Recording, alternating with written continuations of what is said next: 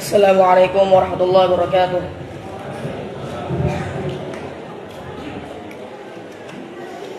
A'udzu billahi minasy syaithanir rajim. Bismillahirrahmanirrahim.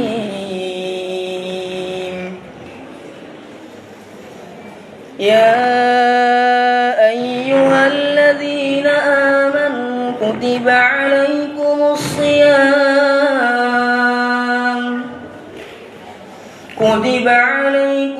shiyam kama kutiba 'alal ladzina min qablikum la'allakum tattaqun. Ayyaman ma'dudat.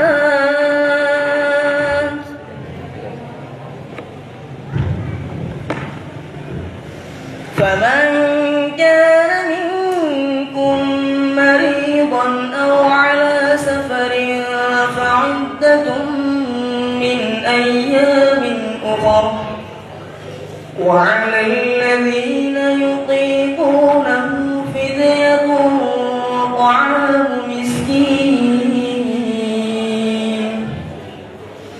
فمن تطوع خيرا فهو خير له وأن تصوموا خير لكم إن كنتم تعلمون.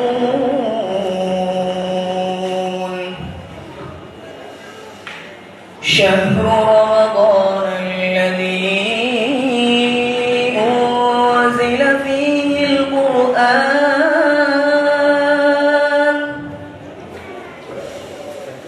هدى للناس وبينات من الهدى والفرقان فمن شهد منكم الشهر فليصمه ومن كان مريضا أو على سفر فعدة من أيام أخر يريد الله بكم اليسر ولا يريد بكم العسر ولتكملوا العدة ولتكبروا الله على ما هداكم ولعلكم تشكرون. صدق الله العظيم.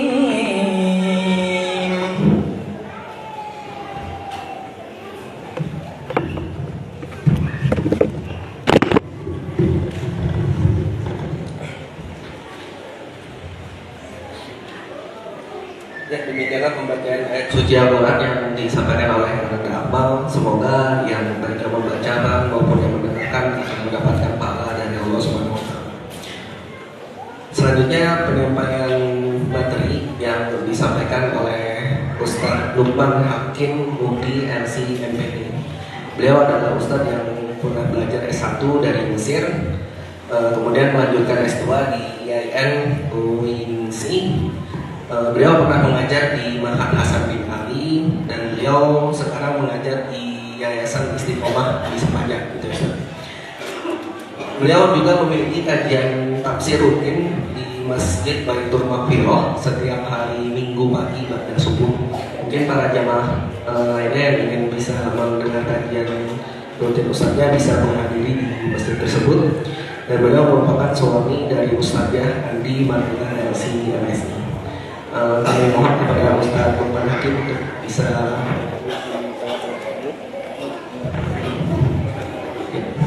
Ustaz, silakan.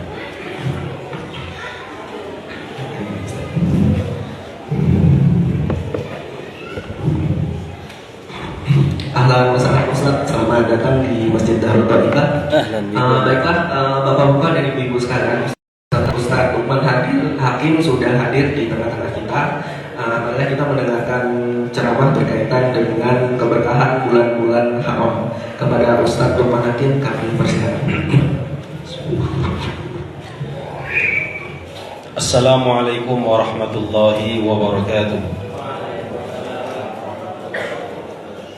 إن الحمد لله نحمده ونستعينه ونستغفره ونتوب إليه ونعوذ بالله من شرور أنفسنا ومن سيئات أعمالنا من يهده الله فلا مضل له ومن يضلل فلا هادي له أشهد أن لا إله إلا الله وحده لا شريك له وأشهد أن محمدا عبده ورسوله وحبيبه وصفيه وخليله اللهم صل وسلم وبارك على أفضل الأنبياء والمرسلين نبينا محمد وعلى آله وصحبه أجمعين رضينا بالله ربا وبالإسلام دينا وبمحمد صلى الله عليه وسلم نبيا ورسولا قال الله تعالى في كتابه العزيز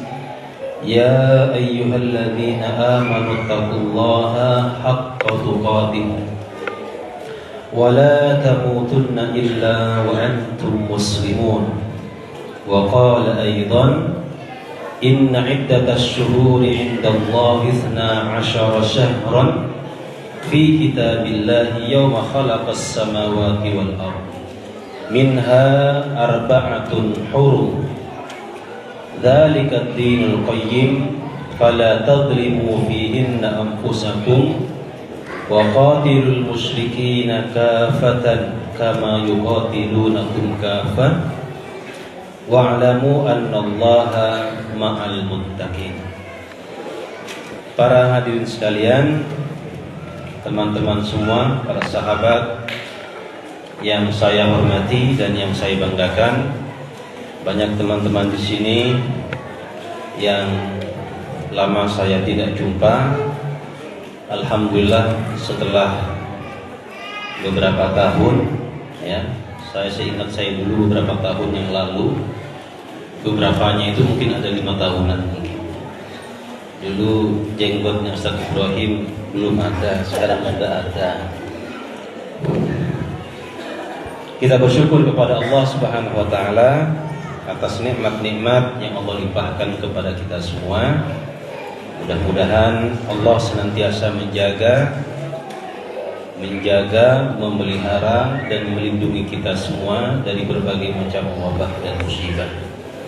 Salawat dan salam kita haturkan kepada junjungan kita Nabi Muhammad sallallahu alaihi wasallam, kepada keluarga, sahabat dan orang-orang yang senantiasa istiqomah mengikuti sunnah dan petunjuk-petunjuk beliau. Para hadirin, teman-teman semuanya yang saya hormati dan yang saya banggakan,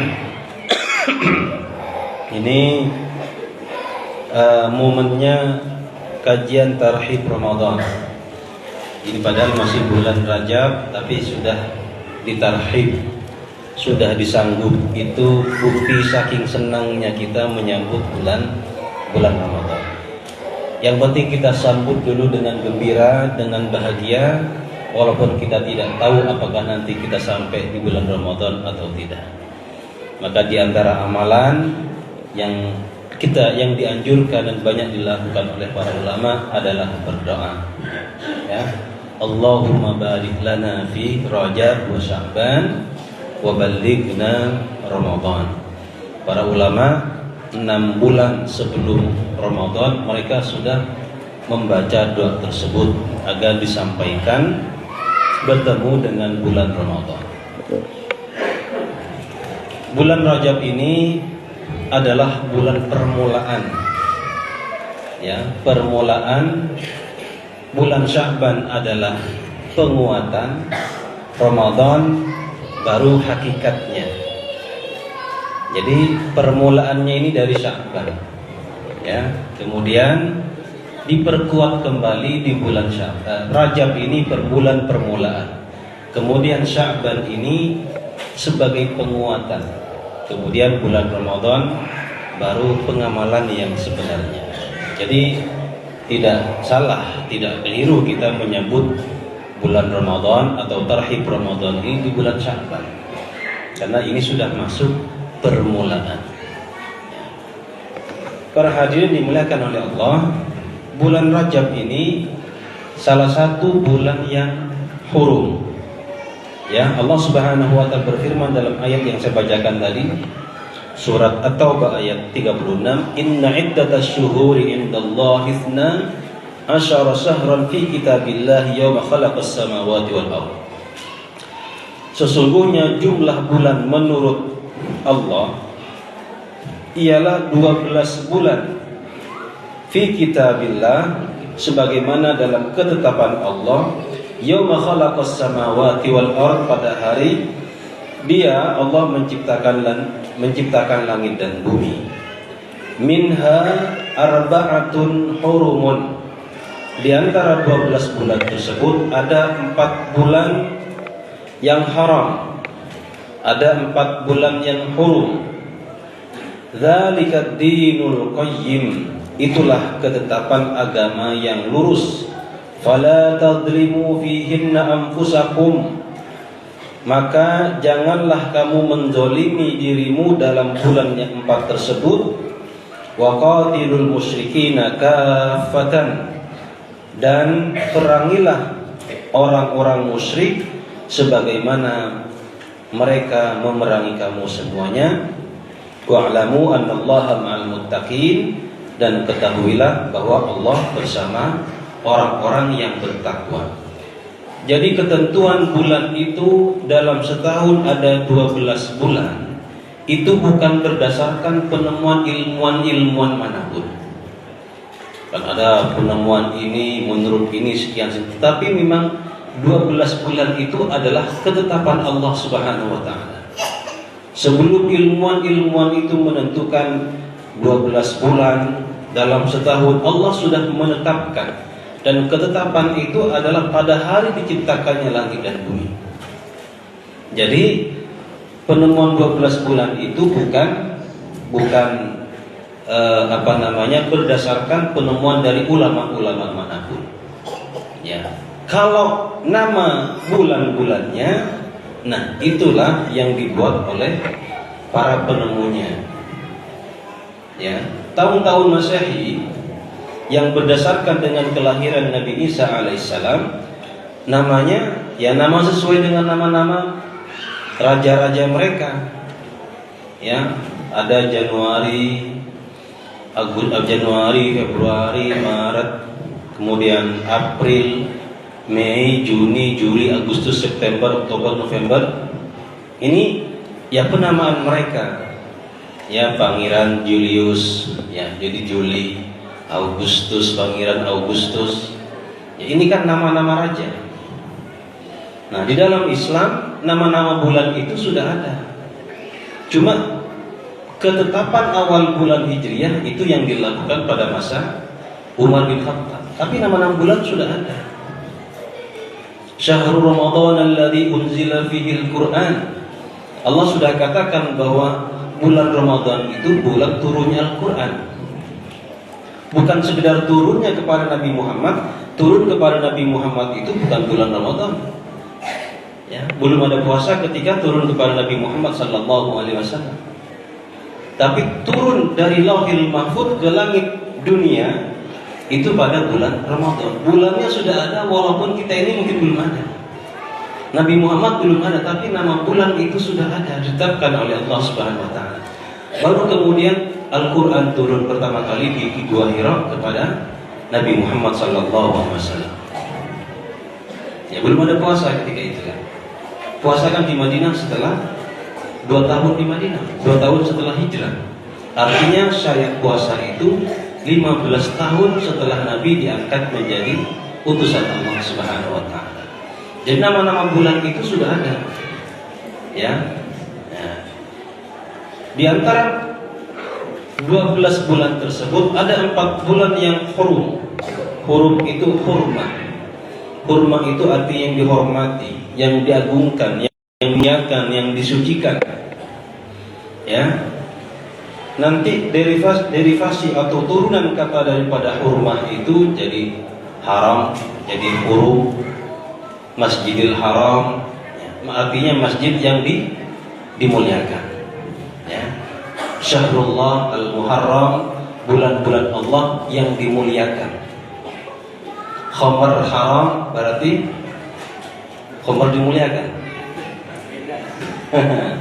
Nah, artinya diangkat kemuliaannya. Orang yang minum khamar diangkat kemuliaannya. Ya, maka khamar itu haram bagi kita karena mengangkat kehormatan, kemuliaan seseorang. Nah, jadi kata haram itu yang kemudian ada Masjidil Haram, ya, kemudian hurum, kemudian kata haram dari lawan kata daripada halal. Berarti haram itu adalah bulan yang dimuliakan. Nabi SAW meriwayatkan dari Anas, Nabi SAW bersabda, "Thalatha mutataliyat." 4 bulan haram itu, ya, 3 berturut-turut, ya, 1 yang munfarid, 3 berturut-turut, 1 yang menyendiri. Yang berturut-turut itu adalah Dzulqa'dah, apalagi Dzulhijjah, kemudian Muharram. Bulan Muharram ini, Dzulqa'dah, Dzulhijjah ini bulan 11-12. Ya, bulan Muharram bulan pertama dalam perhitungan bulan-bulan Hijriah. Ya. Jadi bulan-bulan Hijriah ini Allah buka dengan bulan yang mulia, Allah tutup lagi dengan bulan yang mulia. Allah buka dengan bulan Muharram, Allah tutup dengan bulan Dzulhijjah, juga di antara bulan-bulan yang hurum. Nah, 3 ini yang berturut-turut, 1 yang nyempil di belakang, bulan ke-7 yaitu bulan Rajab. Dan inilah kita saat ini berada di bulan Rajab. Bulan Rajab, ya, Rajab itu dari tarjib, ya, artinya ta'zim, artinya yang diagungkan. Ya, bulan Rajab, ya, artinya nama kata Rajab itu artinya yang diagungkan atau yang dimuliakan. Nah, kata-kata Rajab itu sendiri. Ya, bulan Rajab ini para hadirin dimuliakan oleh Allah memiliki banyak sejarah, banyak kisah, ya, yang terkait dengan bulan Rajab.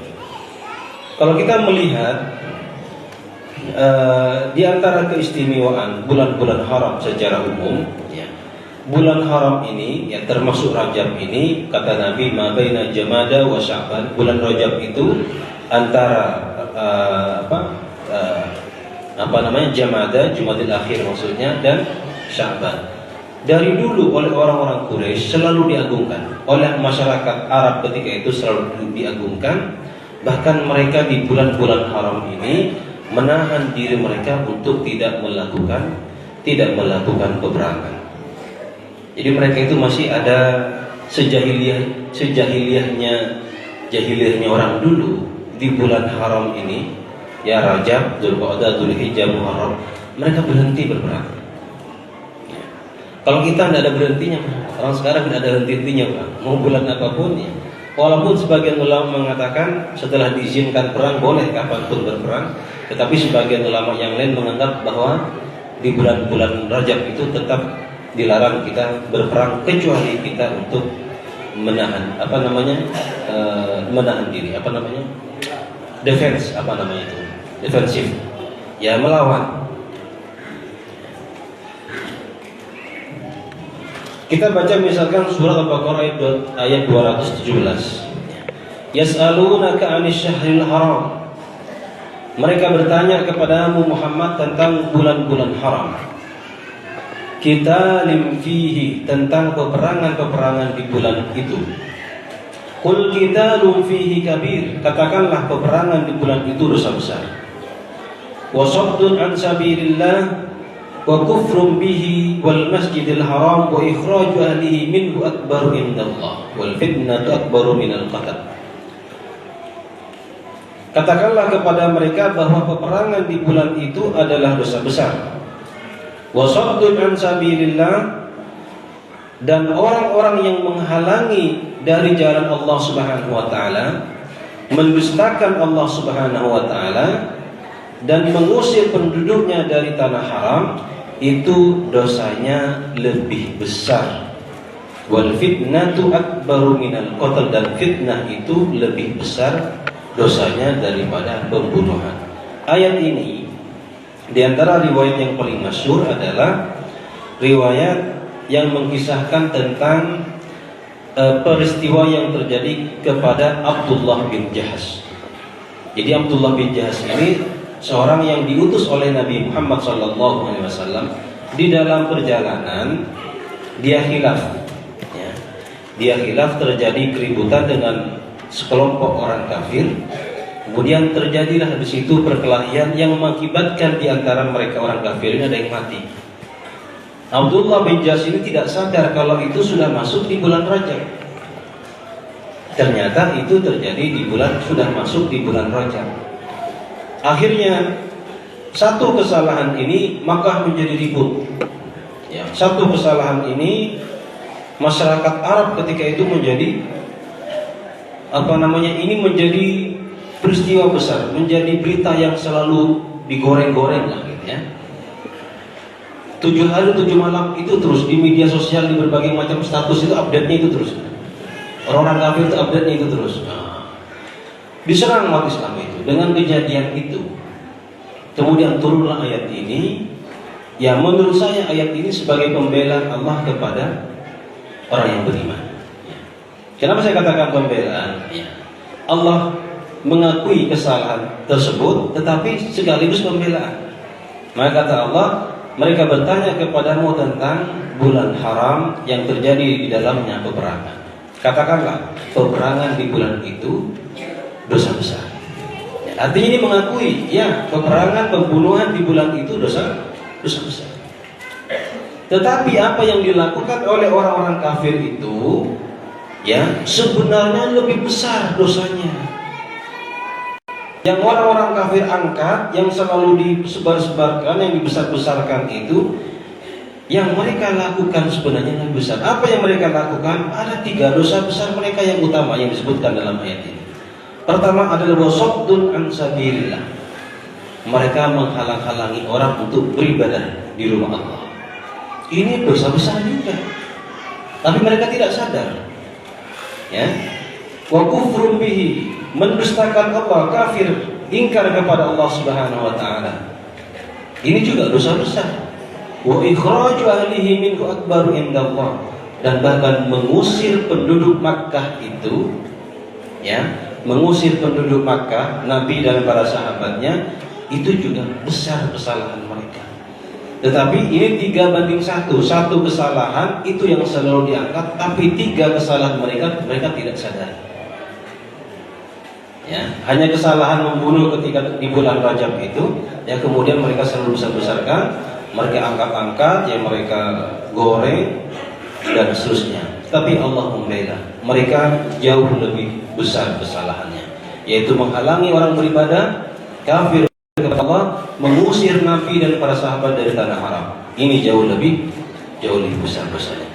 Baru kemudian wal fitnatu akbaru minal qatl, dan fitnah itu lebih kejam daripada pembunuhan. Fitnah di sini adalah, terkadang kita memaknai fitnah itu, saya tidak tahu gimana asal usulnya. Kata fitnah dalam bahasa Arab masuk ke dalam Indonesia maknanya beda. Fitnah dalam bahasa Indonesia itu artinya menuduh sesuatu yang tidak sesuai fakta, tidak sesuai yang namanya menuduh. Ya.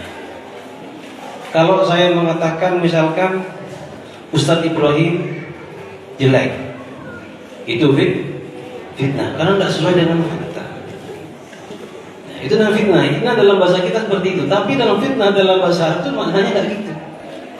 Kata fitnah itu, ya, kata fitnah berasal dari kata fatana, fatanun, maknanya adalah al-ikhtibar wal ibtila, cobaan atau ujian.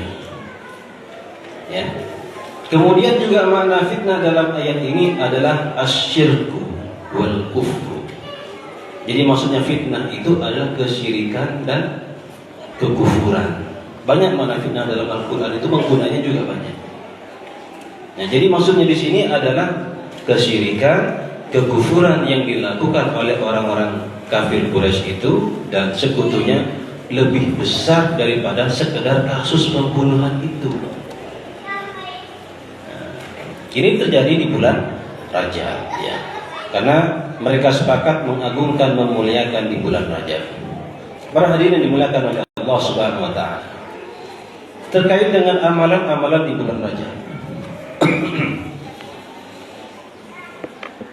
Amalan-amalan di bulan Rajab, ada amalan yang secara khusus, secara umum, keterangan-keterangan atau petunjuk secara umum, ada petunjuk-petunjuk atau keterangan secara khusus.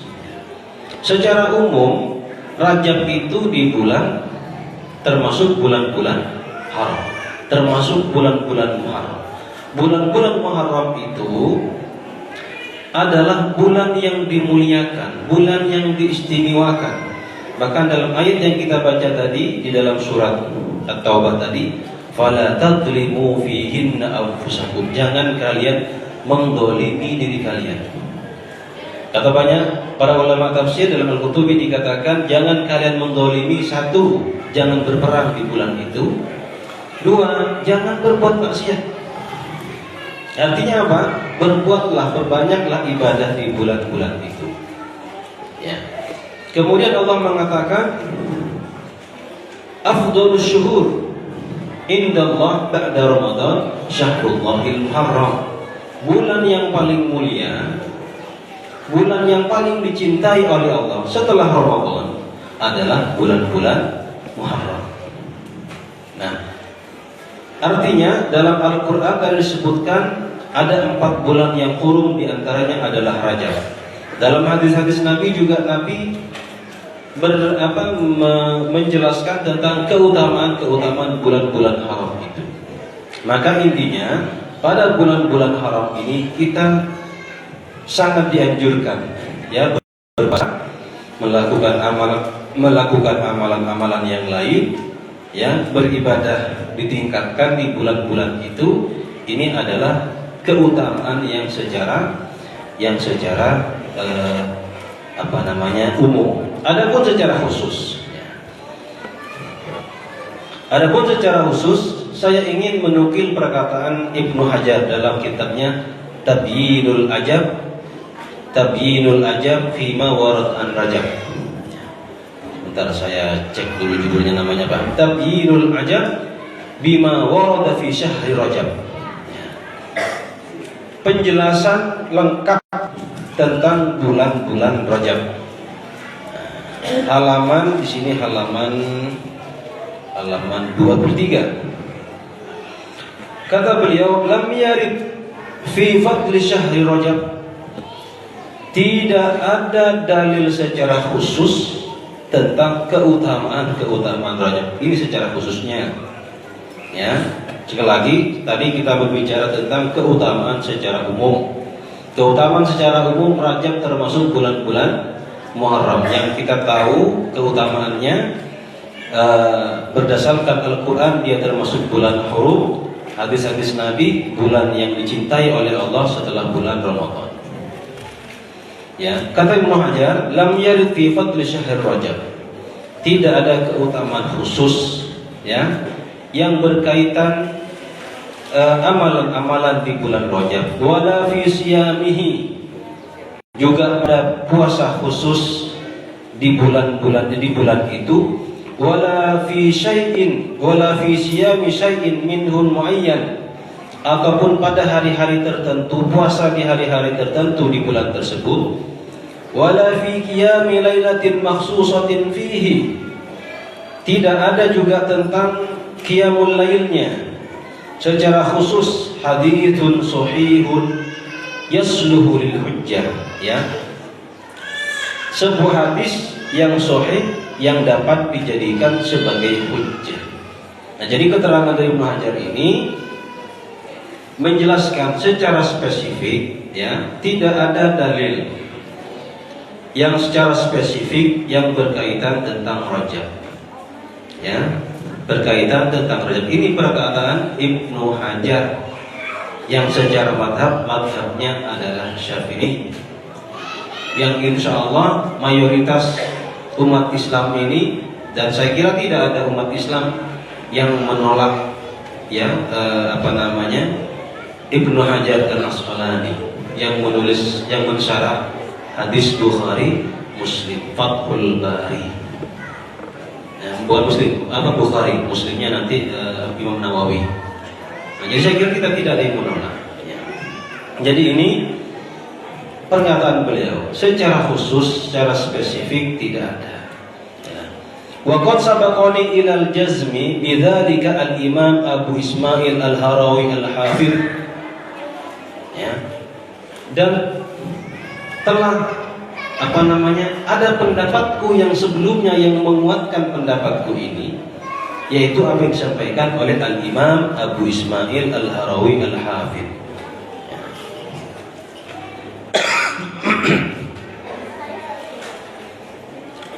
Nah, tapi di sini walakin kata beliau. Ya, saya ingin sampaikan juga. Karena juga ada seorang penceramah hanya menyampaikan sampai di sini bahwa tidak ada keutamaan, tidak perlu berpuasa ini. Nah, tapi saya ingin menyampaikan.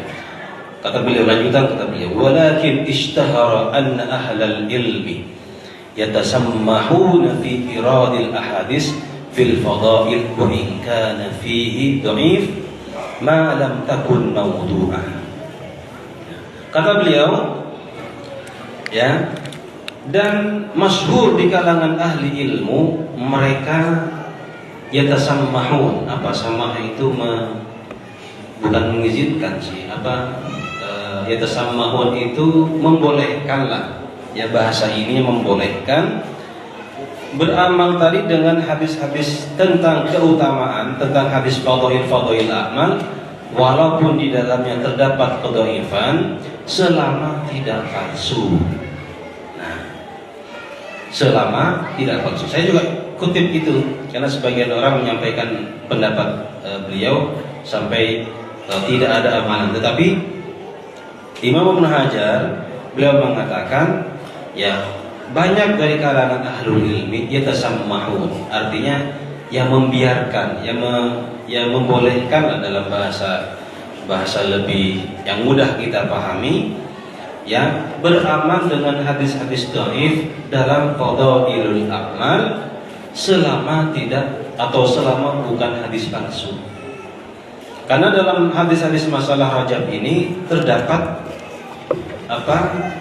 banyak hadis di dalamnya lemah dan juga dalamnya bahkan palsu.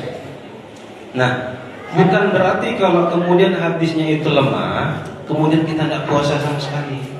Hadisnya lemah, kita tidak usah puasa, misalkan. Kembali kepada keumuman tadi yang pertama, keutamaan puasa Muharram, puasa hurum tadi itu.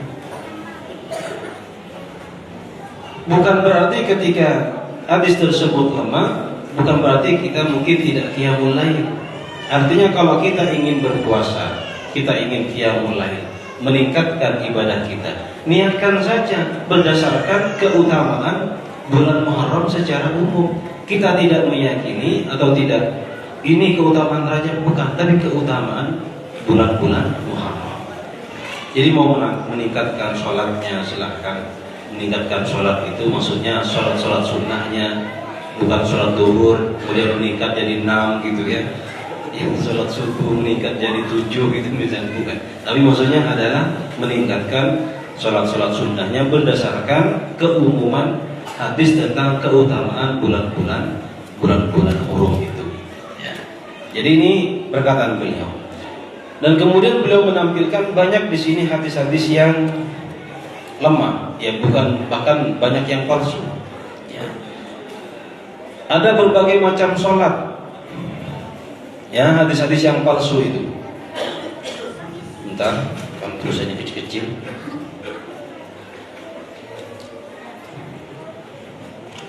Ya, ada namanya sholat raghaib.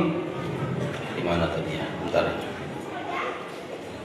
Sholat raghaib itu 12 rakaat.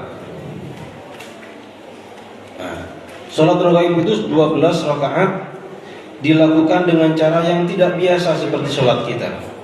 Jadi pertama baca surat Al-Fatihah seperti biasa, kemudian baca surat Al-Qadar, kemudian tambahkan lagi surat ayat kursi, tambahkan lagi dengan ayat itu dalam satu rakaat.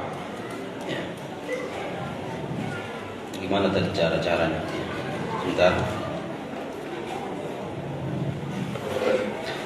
Ya intinya dalam amalan-amalan sholat ini tata caranya tidak seperti yang biasa kita lakukan.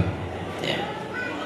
Jadi caranya tadi ada baca Al-Fatihah, kemudian ada ayat Fatihah 1 kali, kemudian 3 kali surat Al-Qadar, kemudian ada ayat kursi sekian, kemudian ada ayat apa sekian, nanti baca sholawat sekian. Intinya pelaksanaan itu tata cara itu di antara hadis yang maudhu yang disampaikan oleh oleh Ibnu Hajar Al-Asqalani baru dapat.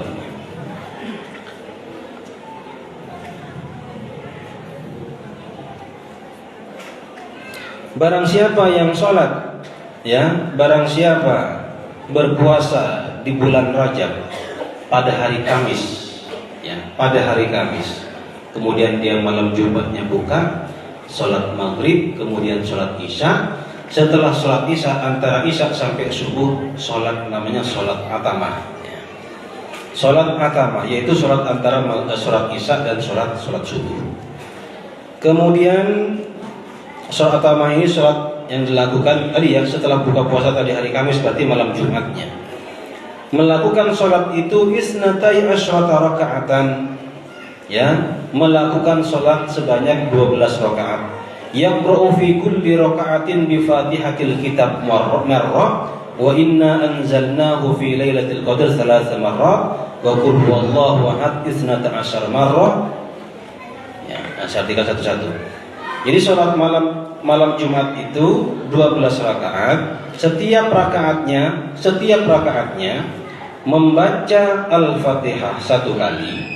Kemudian inna anzalnahu fi lailatul qadar 3 kali. Ini dalam 1 rakaat ya. Kemudian wa qul huwallahu ahad 12 kali. Jadi satu kita berdiri itu. Alhamdulillahirabbil alamin, baca inna anzalnahu fi lailatul qadar 3 kali. Qul huwallahu ahad 12 kali. Seperti kita hitung qul huwallahu ahad, hitung lagi. Ya.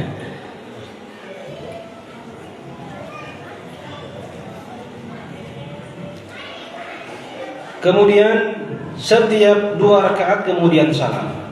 Seperti 2 rakaat, 12 rakaat tapi 2 rakaat. Setiap 2 rakaat kemudian dia salam. Fa idza fariga min salatihi shalla 70 marrah. Yaqul Allahumma shalli ala Muhammad an-nabiyil ummi wa ala alihi thumma yasjud. Kemudian setiap selesai dari sholat, dari setiap rakaat itu shalla 70 marrah. Kemudian sholat bersolawat, maksudnya bersolawat 70 kali. Jadi setiap 1 rakaat tadi bacanya tadi itu ya. Kemudian rakaat kedua bacanya itu, kemudian 2 rakaat salam. Setelah salam baca sholawat 70 kali. Ya, baca sholawat 70 kali. Setelah sholawat 70 kali, salawatnya Allahumma sholli ala Muhammadin nabiyil ummi wa ala alihi thumma yasjud fayaqulu fi sujudihi. Kemudian dia bersujud, ya sujud, kemudian dalam sujudnya mengatakan subuhun qudusun rabbul malaikatu war ruh 70 marrah, 70 kali juga. Bingung ya?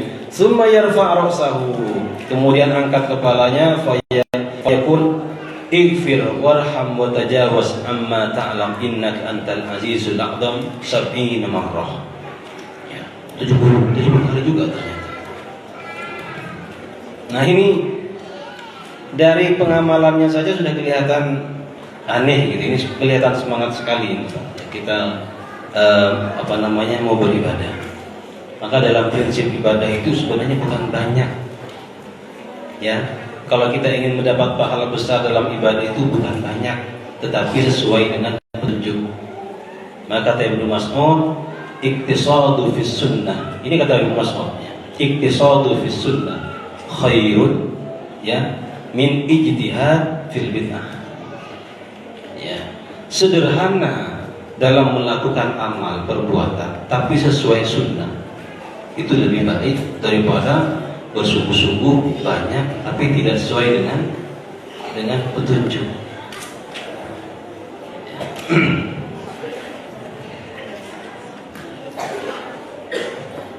Para hadirin dimuliakan oleh Allah, ini salah satu contohnya. Ada beberapa sholat lain yang juga pelaksanaannya berbeda-beda lagi. Nah, tapi sekali lagi saya sampaikan tadi perkataan Ibnu Hajar, kebanyakan daripada ahli ilmu mereka yatasammahu, bersama membolehkan kita berpuasa di bulan ini, ya, mengamalkan puasa di bulan ini, sholat malam di bulan ini, ya, atau ditingkatkan sedekahnya di bulan ini dan seterusnya, memperbaiki amal-amal sunnahnya di bulan ini, ya, berdasarkan keumuman hadis tentang bulan-bulan Muharram tadi, bulan-bulan yang dihormati oleh Allah Subhanahu wa taala. Ya, jadi ketika berbuat ada motivasinya lah, ya. Ini bulan haram. Bulan Rajab termasuk bulan haram. Ya, yang mana bulan haram salah satu bulan yang dicintai oleh Allah dan Rasulnya, maka ada motivasi. Nah, kita itu penting tahu, ya, kita penting tahu pahala. Kita ini tahu keutamaannya ini apa, keutamaan bulan ini apa, biar termotivasi. Kalau Bapak Ibu bekerja, kira-kira enak mana kita bekerja gitu ya, yang tahu gajinya dan tidak tahu gajinya. Kan kalau kita mau bekerja kan harus tahu gajinya. Pak, kalau saya kerja di sini berapa jam? Kerja dari jam 7 sampai jam 12, gaji sekian. Oh, semangat ya. Daripada bekerja tidak tahu gajinya. Ini gaji saya apa ya? Kerjanya gimana? Gaji saya apa? Sebulan berapa gaji gitu. Kalau kita beribadah, tahu bahwa ini kalau kamu sholat begini loh, keutamaan kamu begini, semangat gitu. Maka amalan-amalan itu ya bagus kalau kita tahu keutamaannya. Kita puasa misalkan, apa keutamaannya? Harus tahu. Ya, kita sholat misalkan, apa keutamaannya? Kita sholat sunnah ini apa keutamaannya? Sholat sunnah ini apa keutamaannya? Jadi kalau kita tahu, maka itu salah satu yang memotivasi kita untuk apa? Untuk meningkatkan amal soleh kita. Ya. Apalagi dengan sholat. Nabi SAW bersabda, Inna awwala ma yuhasabu bihil abdu yawmal qiyamah min amalihi sholatuhu. Sesungguhnya amal pertama kali nanti dihisab dari seorang hamba, ya, pada hari kiamat adalah sholatnya. Fa in shaluhat faqad aflaha wa anjah. Kalau sholatnya baik, ya, maka dia akan beruntung dan sukses. Faqad aflaha wa anjah. Wa in fasada, kalau sholat wajib kita ini rusak, ya, khaba wa khasira, maka kita akan rugi. Fa in taqasa, apabila sholat wajibnya ini kurang, fa in taqasa min faridatihi syai'un qala rabb. Kalau ada yang kurang dari sholat wajib kita ini, kurang sempurna, tumakninanya kurang tepat dan seterusnya, maka qala rabb, kemudian Allah Subhanahu wa taala berfirman, Allah berfirman, unduru hal li 'abdi min tatawwu'in. Jadi kalau sholat wajibnya tadi kurang sempurna, Allah boleh mengatakan, coba lihat apakah sholat tatawwu'nya, sholat sunnahnya baik. Jadi kalau sholat sunnah kita masih tidak sempurna, lihat tatawwu'nya, lihat sunnahnya. Oh, ternyata sunnahnya baik, maka tertutuplah kekurangan-kekurangan dari sholat wajib itu. Ya. Fayukammilu biha man taqasa minal fariidah. Maka kemudian menjadi sempurnalah, ya, sholat yang wajib itu karena tatawu yang dia lakukan, sholat sunnah yang dia lakukan. Summa yakunu sa'ir amalihi ala dzalik. Kemudian seluruh amal-amalnya nanti itu akan diperiksa seperti itu. Coba lihat sholatnya bagus tidak, sholat wajibnya tidak bagus. Coba lihat sholat sunnahnya ada nggak? Aduh, ini sholat wajibnya tidak bagus, sholat sunnahnya juga tidak pernah. Nah, kan repot nanti. Jadi sholat sunnah itu menyempurnakan sholat wajib. Sama dengan puasa. Ketika kita setelah puasa Ramadan, kita berzakat, namanya zakat fit. Zakat fitri itu juga menyempurnakan puasa. Seperti kita setelah kita selesai sholat, kita beristighfar, menyempurnakan sholat kita. Nah, dengan amalan-amalan seperti itu, apalagi di bulan-bulan ini, ada pahala yang lebih menjadi motivasi kita untuk memperbaiki ibadah-ibadah kita secara umum. Jadi kesimpulannya, teman-teman semua yang saya hormati dan yang saya banggakan, ya, pada dasarnya bulan Muharram ini adalah bulan yang dimuliakan, bulan termasuk bulan yang disucikan. Saya punya teman, dia pernah ke Iran, kuliahnya di Pakistan tapi pernah ke Iran. Di Iran itu justru bulan, kalau kita ini kan di Indonesia ini bulan yang istimewa itu bulan Ramadan. Bulan Ramadan itu kayak bulan orang itu jadi taat semuanya. Acara-acara di TV, presenter yang nggak pakai jilbab, bulan Ramadan pakai jilbab, ya kan gitu. Ya, yang biasanya nggak pakai jilbab, pakai jilbab. Acara talk show atau apa yang nggak pakai jilbab, nggak pakai penutup aurat, jadi pakai penutup aurat di bulan Ramadan. Kalau di Iran itu justru di bulan Muharram.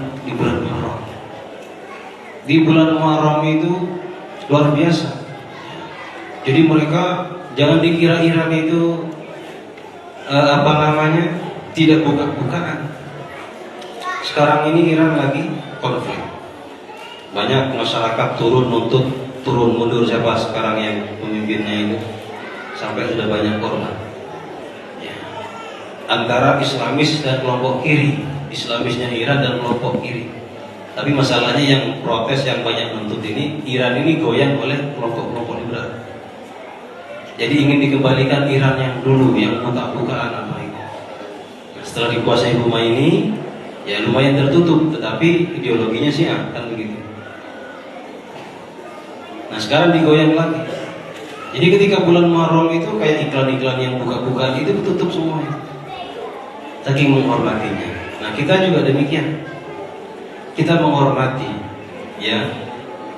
Terlebih khusus di setiap bulan kita menghormati bulan-bulan, ya. Tetapi terlebih khusus terdapat keistimewaan-keistimewaan di bulan-bulan hurum ini, maka kita mensucikan, tidak berperang. Fala tadlimu fihin anfusakum itu kata para ulama tafsir, tidak berperang dan tidak melakukan kemaksiatan di bulan-bulan itu. Walaupun di bulan yang lain juga sama, tapi lebih-lebih di bulan itu.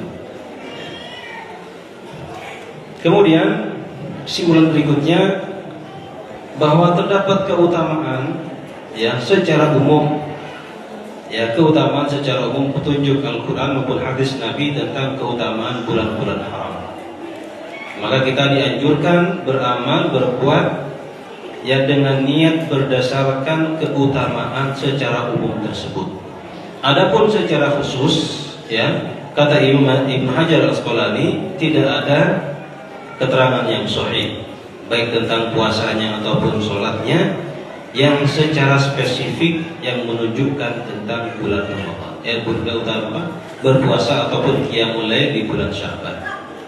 Ya, secara spesifik tidak ada yang sahih, bahkan ada banyak yang lemah. Tetapi dalam Fadhail A'mal beliau tetap membolehkan, dan kebanyakan para ahli ilmu membolehkan dalam perkara Fadhail A'mal selama hadis itu tidak palsu. Ya. Nah, jadi itu kesimpulannya. Silakan kita beramal. Bulan ini juga bulan termasuk bulan yang hurum, diberkahi, dan secara umum kita juga dianjurkan untuk beramal, ya, meningkatkan sholat kita, puasa kita, dan seterusnya. Mudah-mudahan Allah menerima amal ibadah kita. Para hadirin dimuliakan oleh Allah, itu saja mungkin yang bisa saya sampaikan pada kesempatan pagi hari yang berbahagia ini. Mudah-mudahan bermanfaat untuk kita semua. Mudah-mudahan menambah bekal kita untuk beramal soleh. Mohon maaf jika ada kekurangan ataupun kesalahan atau kata-kata yang kurang berkenan di hati para hadirin. Hadanallahu wa iyyakum ajma'in. Waffaqanallahu wa iyyakum lima yuhibbu wa yardah. Assalamualaikum warahmatullahi wabarakatuh.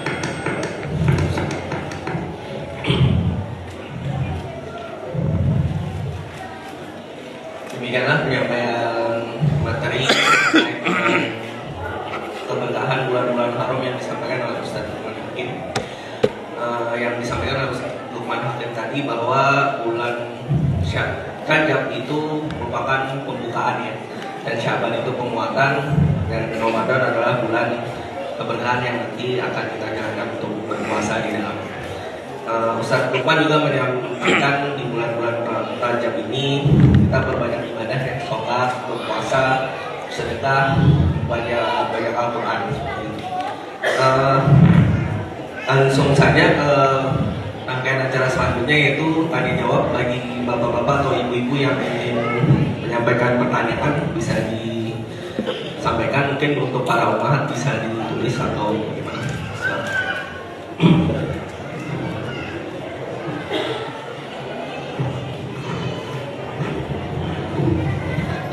Ada pertanyaan dari bapak-bapak sekalian? Oh, Ustaz Ibrahim, silakan Ustaz. Jawab sendiri.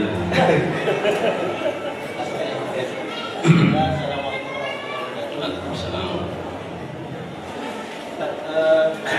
Beberapa bulan haram ini kan diadakan dengan keutamaan amal. Khususnya misalnya seperti kita lihat tadi bulan Ramadan diadakan pahala. Itu misalnya berarti ada yang belajar kan kalau buat dosa itu diadakan. Nah itu gimana? Sedangkan Allah tidak akan membalas perbuatan buruk sesuai dengan sebab. Jadi gimana? Atau ada pembuatan hadisnya? Ya.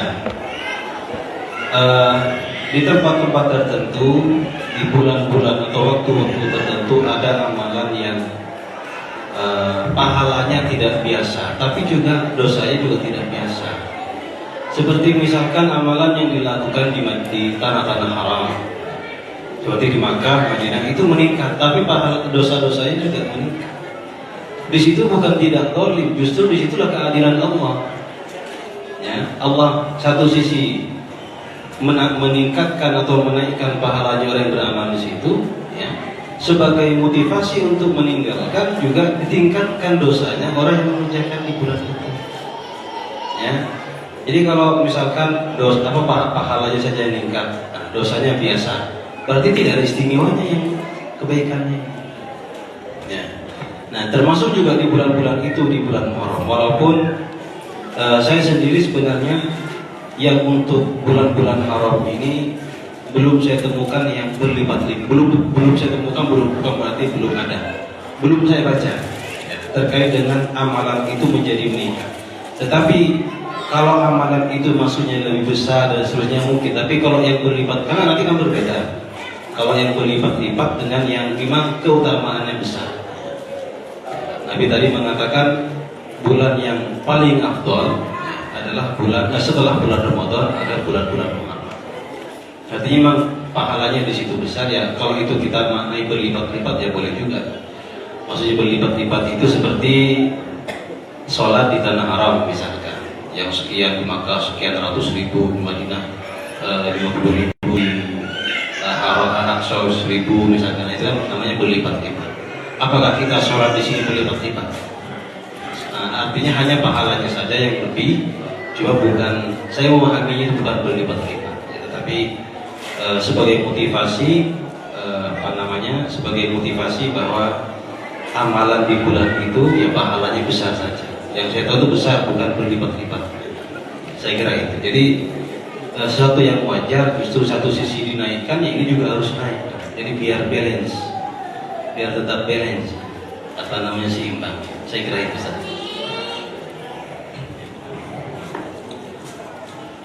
Ya, terima kasih Ustaz. Ada lagi yang mau menyampaikan pertanyaan?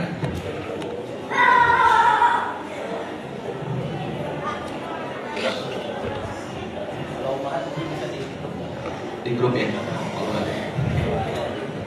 Maaf kalau memang ada yang ingin disampaikan bisa berikutnya yang di grup yang jawab admin ya. Nanti kita catat tuh. Sembari menunggu, Ustaz, saya mungkin ada pertanyaan sedikit ya. Apakah ada kebiasaan yang dilakukan oleh para sahabat dalam menyambut persiapan untuk Ramadan, Ustaz? Di bulan Rajab atau di bulan Sya'ban? Baik, kalau di bulan yang terdapat hadis yang sahih di bulan Sya'ban, yang Aisyah mengatakan Nabi Shallallahu Alaihi Wasallam tidak berpuasa hampir penuh dalam sebulan kecuali di bulan Sya'ban. Artinya bulan Sya'ban itu beliau sangat banyak, sering sekali hampir penuh, artinya hampir 30 hari di bulan Sya'ban itu persiapan. Ada para sahabat, saya kira sahabat itu mereka orang yang sangat haris, sangat ingin mengikuti petunjuk-petunjuk Nabi. Paling tidak walaupun mereka tidak menyamai Nabi dalam jumlah bilangan puasa mereka, tapi paling tidak mereka mempersiapkan dengan puasa-puasa itu. Dan saya kira apa yang dilakukan oleh Nabi ini sudah bekal yang cukup untuk menyambut Ramadan. Jadi tidak ada puasa Nabi yang penuh itu hampir sebulan penuh, ya bukan penuh, hampir sebulan penuh. Hampir sebulan penuh itu ya kita maknai sekitar 25 hari berpuasa dalam sebulan, itu kurang lebih 25 hari beliau berpuasa. Ya, kalau kita kan seminggu aja udah syukur, seminggu 4 kali ya syukur ya, udah minggu puasa. Allah Akbar. Ada Sya'ban dari penguatan ya Ustaz ya. Ya. Jadi langsung mulai ngegas lagi di Sya'ban. Amalannya di Ramadan. Hakikatnya. Ya, terima kasih Ustaz. Bapak-bapak yang lain ada yang mau sampaikan? Mungkin Ustaz. Oke. Sudah paham kayaknya. Ini ada pertanyaan dari para umahat kalian. Yang pertama, bagaimana melahirkan rasa sabar dalam beribadah? Dan yang kedua, bagaimana menjadikan sholat khusyuk? Melahirkan sabar dalam ibadah. Rasa sabar dalam beribadah.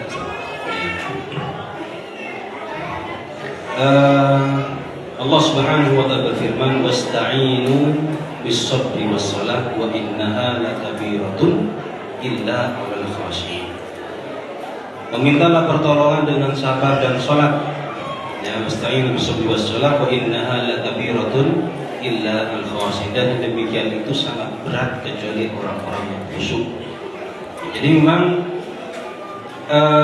sabar itu kunci dalam ibadah. Saya pernah membaca sebuah buku. Dan di antara kan ada macam seperti ada sabar, ada mahabbah, ada apalagi itu istilah kata-kata itu. Ada sabar, giat apa itu. Yang paling berpengaruh terhadap keberhasilan orang dalam ibadah itu memang sabar ini. Karena untuk melahirkan mahabbah itu perlu sabar, melahirkan ridho juga perlu sabar. Maka dalam ayat ini Allah mendahulukan kata sabar daripada salat wasta'inu bis-sabri was-salah.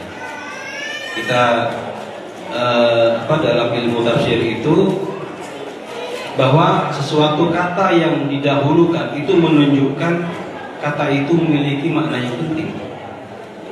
Ya, seperti misalkan mendahulukan kata sabar daripada sholat itu.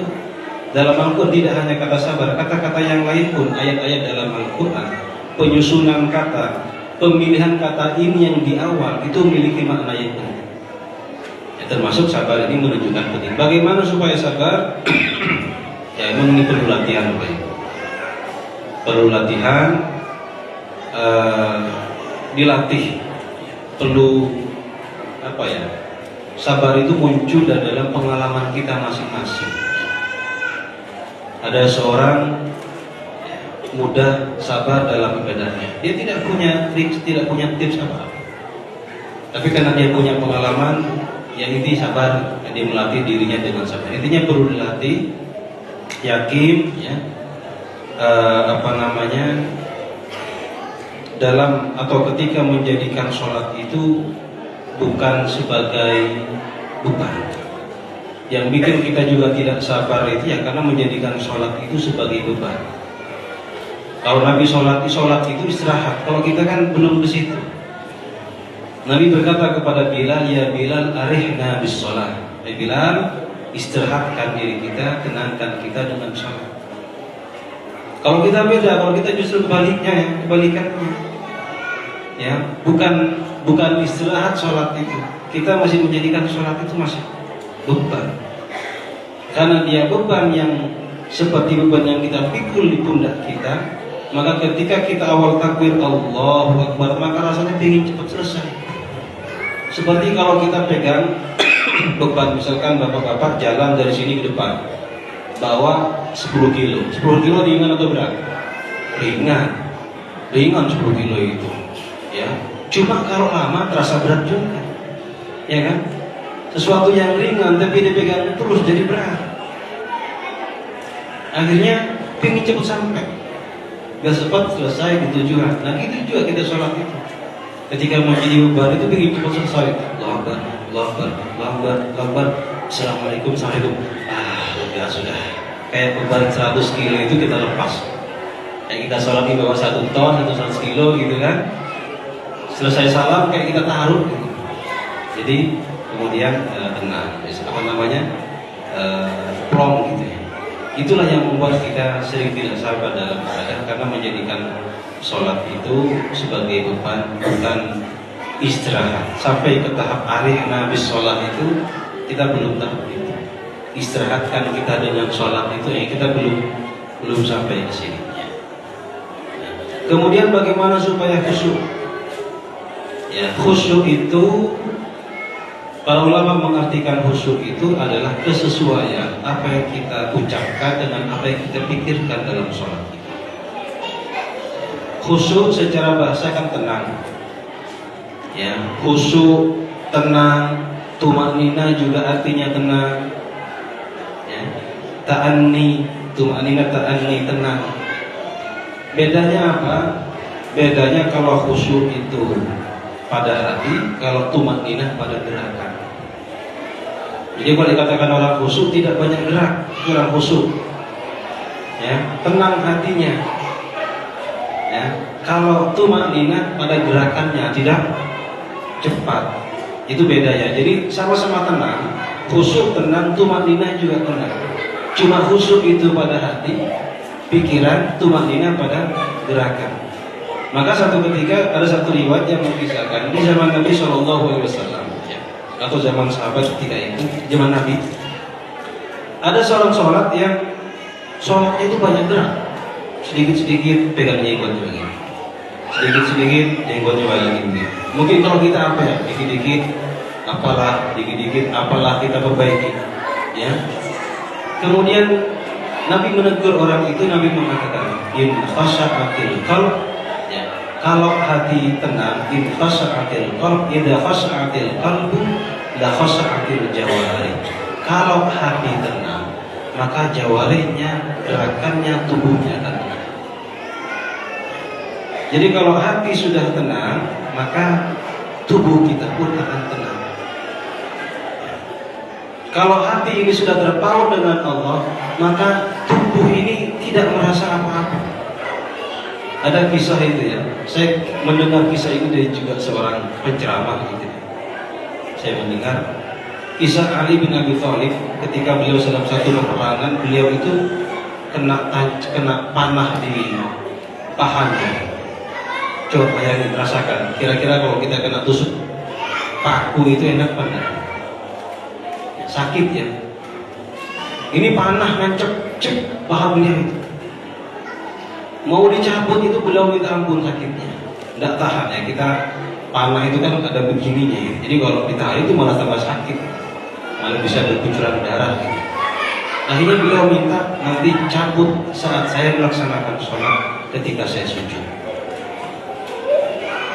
Jadi beliau minta dicabut anak panah itu ketika sujud. Ketika beliau sujud, ya, anak panah itu dicabut, beliau tidak merasakan sama sekali.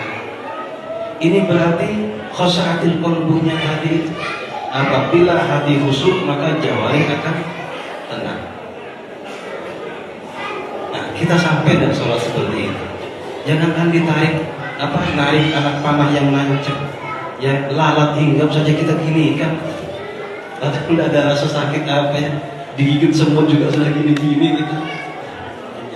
Nah, jadi ya itu ya, jadi bagaimana juga sholat khusyuk itu juga ada beberapa, kalau ini ada beberapa trik, beberapa cara yang diantaranya jadikan sholat itu sebagai komunikasi kita dengan Tuhan, ya, momen kita berkomunikasi dengan Allah. Kemudian persiapkan diri kita saat akan sholat, yang termasuk yang mempersiapkan pakaian, tempat, mencari tempat yang aman. Yang khusyuk itu bukan tidak mendengar apa-apa, tidak melihat apa-apa. Kadang ada orang memahami kalau khusyuk kita tidak dengar apa-apa, tidak begitu. Allah Akbar. Orang khusyuk itu berarti tidak mendengar, tidak melihat apa, bukan. Nabi ketika sholat, satu waktu beliau sholat subuh, beliau cepat sekali. Allah Akbar. Sahabat tuh heran, kok tumben Nabi sholatnya cepat. Ditanya, kenapa ya Rasulullah sholatnya cepat? Saya mendengar ada suara bayi yang menangis. Saya khawatir ibunya bersolat sama kita. Jadi khusyuk itu bukan tidak mendengar apa-apa begini, tidak mau melihat apa-apa, tutup matanya gitu. Orang khusyuk itu bukan tuli. Ada suara mobil kita tetap mendengar, ada suara apa kita tetap mendengar. Tapi yang penting hati. Tetap jaga hati, tetap terpaut dengan Allah. Kemudian juga yang membantu bacaan imam. Kalau kita bermakmum, imamnya ya cari yang suaranya baik, suaranya bagus, seperti adik kita tadi, masya Allah, nyanyinya suaranya luar biasa. Jadi itu juga membantu. Ya. Suara imamnya sudah suara tua, tajwidnya sudah ini, sudah gelisah kita. Alhamdulillah. Tajwidnya juga ada ini, udah gelisah kita itu. Kita pilih. Kadang orang tua itu tidak mau sadar diri juga, Pak. Saya ini tua, harus imam harus tua, tidak mau mundur dia. Yang muda juga nggak mau ganti, ya takut dimarahin. Jadi yang tua kita bukan hanya yang tua kita. Kalau ada imam yang lebih baik suaranya, lebih baik ngajinya, banyak hafal Qurannya, lebih bagus suara, kita persilahkan. Janganlah masyarakat kecil. Saya ini sudah tua di sini. Sudah 20 tahun di musola ini, tidak mau mundur kadang gitu. Ya walaupun tidak sadar diri juga gitu. Mohon maaf saya tidak menyinggung siapa-siapa. Kalau dia merasa tersinggung ya terima kasih. Jadi akraukum wa ahfadukum, kata Nabi, yang paling baik bacaannya, paling banyak hafalannya, begitu. Jadi biar makmum itu enak. Walaupun saya juga tidak punya suara yang bagus lah. Suaranya suara kaku. Baik, saya kira itu ya. Terima kasih. Terima kasih Ustaz. Yang lain ada yang mau disampaikan? Mohon izin duduk aja ya, saya lebih enak. Halo, Ustaz, terkait dengan Ramadan Ustaz, ini itu banyak hutangnya nih Ustaz. Terus dibayar. Sudah berdiri aja. Itu kan karena kesibukan biasanya agak kesulitan Ustaz membayarnya. Mungkin ada sebagian para umaha juga yang pernah bertanya, gimana apakah bisa membayar hutang itu dengan berpuasa di hari weekend seperti itu Ustaz, Sabtu atau Minggu. Kan biasanya kan puasa sunnah di hari-hari Sabtu, Jumat, Sabtu, Minggu kan dilarang Ustaz. Tapi kalau untuk membayar puasa bagaimana Ustaz? Terus berkaitan dengan sholat khusyuk, saya pernah baca Ustaz, ada yang bilang bahwa menutup mata itu mengurangi khusyukan Ustaz. Bagaimana? Baik. Menutup mata termasuk perkara yang makruh ya dalam sholat. Jadi bukan dilarang juga, tapi makruh. Tapi memang membantu juga ketika kita sholat, ya kita sholat di belakang depan orang kita ini pakai kaos. Tulisannya itu kadang macam-macam. Makanya juga makruh kita pakai sholat berpakaian yang bergambar atau bertulisan. Gambarnya gambar apa gitu ya. Maka kadang saya ada partai gitu kan misalkan gitu ya. Kan ada itu kita sholat dulu. ada dulu rame-rame zaman dulu itu kan 2014 ganti presiden, 2019 ganti presiden. Kebetulan kita pendukung ini, kesel itu sudah itu. Ya, maka sholat itu juga perlu diperhatikan. Jadi intinya makruh ya, makruh. Banyak hal-hal makruh dalam sholat seperti menutup mata, kemudian membersihkan tempat sujud. Ketika sujud banyak bunyi diinikan atau ditiup-tiup, kadang kita gitu ya. Kalau mau dibersihkan ya bersihkan sebelum sholat, sudah tahu itu ada bunyi dibersihkan ya. Atau ditiup. Ketika sudah sholat ya makruh saja, tapi tidak batal. Jadi terkait pejam mata ya, makruh. Kemudian hutang kemudian bertepatan dengan ya hari Sabtu ataupun Ahad. Apabila hutang itu kapanpun di bulan-bulan selain bulan Ramadan digantikan. Tidak ada hari-hari khusus atau hari-hari larangan ketika kita berpuasa. Jadi kita mau berpuasa hari Sabtu, hari Ahad, ketika itu niat kita adalah mengganti, bukan puasa sunnah. Karena ini mengganti puasa wajib, maka boleh dilakukan hari Jumat, Sabtu, Ahad. Karena kaitannya sholat puasa ini adalah puasa wajib yang kita tunda. Kecuali kita ingin puasa sunnah, tidak ada apa-apa gitu kan. Kemudian puasa sunnah di hari Sabtu. Atau kita juga puasa hari Sabtu, kebetulan puasa Daud. Artinya ada kaitannya, ada ikatannya yang mengikat, muqayyad dia. Puasa Daud nih, selang-seling, kena Sabtu, apakah nggak boleh? Boleh, karena memang ada kaitannya. Ya. Atau puasa apa lagi? Puasa 3 hari Ayyamul Bid, 3 hari di pertengahan bulan. Kebetulan Sabtu, Jumat, Sabtu, Ahad, apa kita nggak puasa? Ada momennya, ada hajatnya ketika itu, maka tidak apa-apa sholat di waktu-waktu. Kira-kira ya. Baik, Bapak dan Ibu sekalian, ada yang mau ditanyakan lagi? Sudah paham? Sudah baik.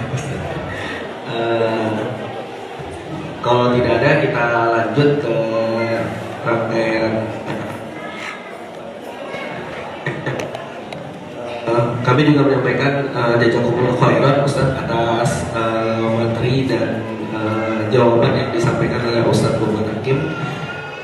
Selanjutnya menyampaikan kegiatan program yang akan disampaikan oleh Mas Komansul selaku Ketua Panitia. Pada beliau, bersilakan. Kami mohon izin Ustaz bisa tinggalkan tempat duduk untuk bisa kita sampaikan program yang lain. Jazakumullah khairan.